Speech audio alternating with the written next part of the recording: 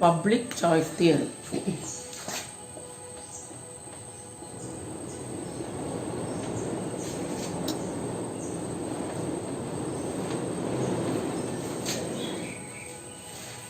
There are so many components are included in public choice theory. First, how it apply in public administration, and second is that what about its meaning, and third is that there are background for the introduction of public choice theory, and fourth is that which are the main points are included or which are the important points are included in that is public choice theory. First is that how it apply in public administration.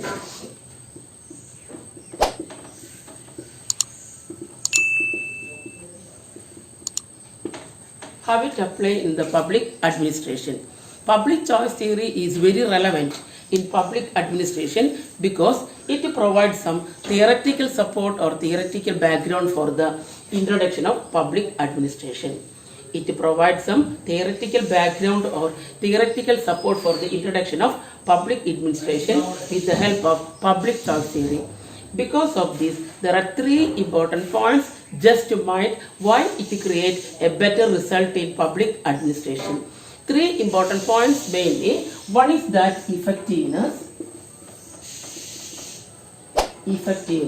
Second is that economy. And third is efficiency. These are the three important points just to make our public administration become new. That is known as new public administration. So public administration, it included 3 points, that is effectiveness, economy and efficiency. This make our public administration become new, that is known as new public administration. And next, what about the meaning of public choice theory? The main meaning of public choice theory, it shows that it leads to attack state monopoly for effective utilization of effective delivery of public goods and services. This is the meaning of public choice theory.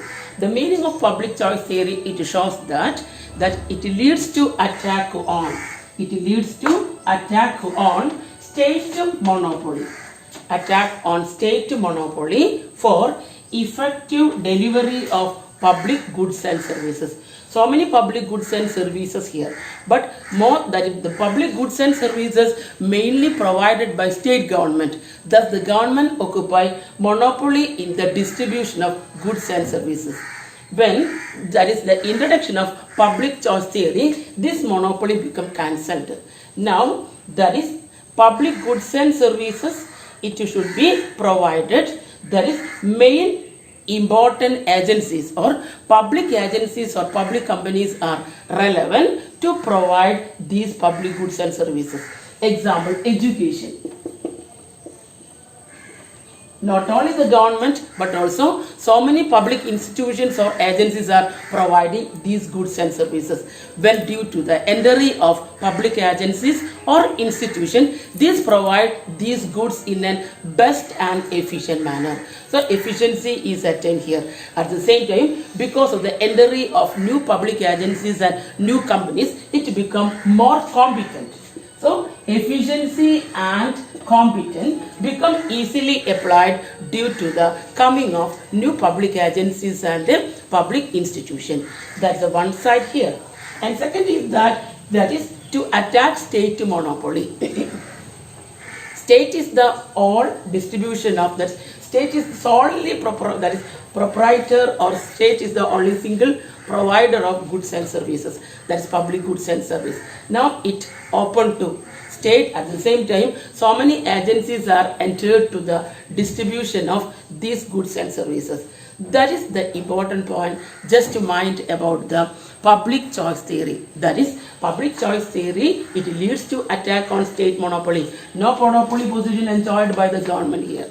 At the same time, this is open to so many public agencies and public companies. It increasing efficiency, at the same time competitiveness. Thus, that's in the case of effectiveness, economy and efficiency. Economy means less cost, or less cost also may be applied here. These are the main points just to mind for the meaning of public choice theory. And another part here, public choice theory, it forward the idea of institutional pluralism. It passes the idea of institutional pluralism.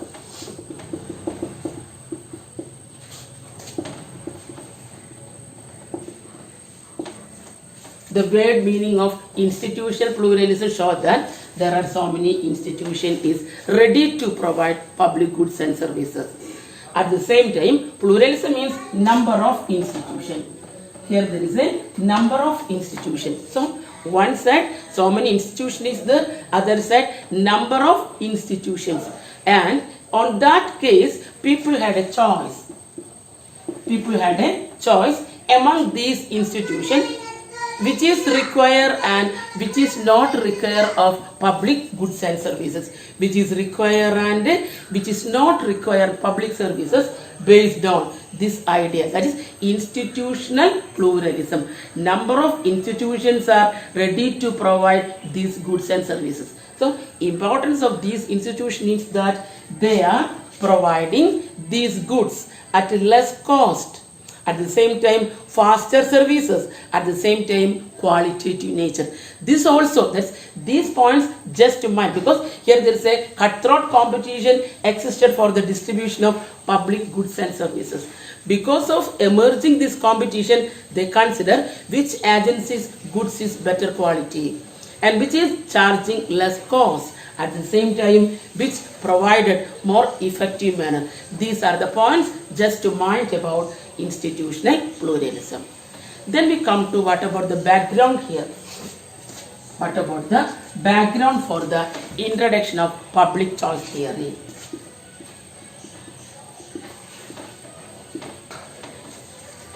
Background of public choice theory shows that it opposes the word like politico-bureaucracy. It opposes politico-bureaucracy.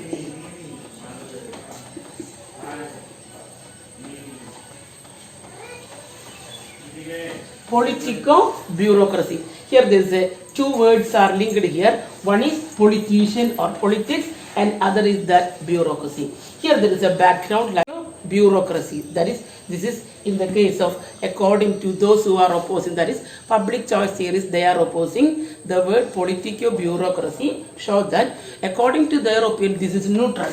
Bureaucracy is neutral. There is no meaning here. At the same time, politico, that is related to politician. It is related to politician. The difference is that politicians' main aim is that to make their own interest, their self-interest. Both the parties are mainly concentrate their self-interest. According to the politician, their self-interest is that to maximizing the number of votes.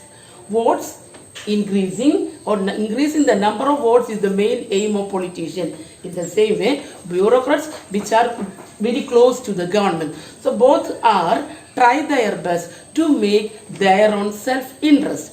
Thus, because of this may completely against the principle of public interest.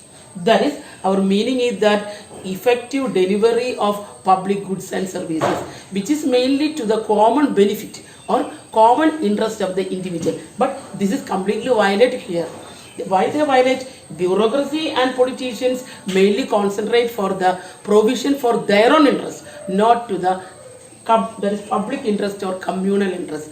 That is the traditional principle of public choice theory, or this is one of the important challenges existed during the traditional period. This is completely opposed by that is public choice theories. According to their opinion, one more point also, that is the case of these people like politicians and bureaucrats, that is they are hijack our government. The civil servants are They are the employees of the government. They hijack our government because they may consider their own interest, does not consider the public interest. This is the important background for this. Based on this, there are number of economists, eminent economists like Tullock, James Buchanan, Stigler, Wilson, etc. These are the main important economists explain, that is the theory like public choice theory. That is eminent economists like Tullock is there, Stigler, then James Buchanan, Wilson, these are the main economists explain public choice theory. Then according to Wilson, the main area or main important creation, the main important point, just to create a good administration possesses two important qualities. That is two important qualities. That is, a good administration possesses two important qualities. One is that hierarchical order, and second is that in the case of rationality behavior. Hierarchical order and rationality behavior.